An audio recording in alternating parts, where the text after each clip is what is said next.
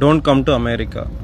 అరే బాయ్, అమెరికాకు రావద్దురా బాయ్, ఇప్పుడు చాలా చాలా బ్యాడ్గా ఉంది సిచ్యువేషన్స్ ఇక్కడ అని చెప్తే మీరు నమ్మరు కదా.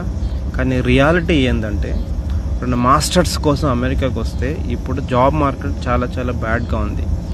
చాలా చాలా తక్కువ మందికి జాబ్స్ వస్తున్నాయి. అసలు మొత్తమే జాబ్స్ లేవని కాదు, జాబ్స్ ఉన్నాయి కానీ చాలా తక్కువ ఉన్నాయి, చాలా తక్కువ మందికి వస్తున్నాయి. So it's very very tough అయిపోయింది.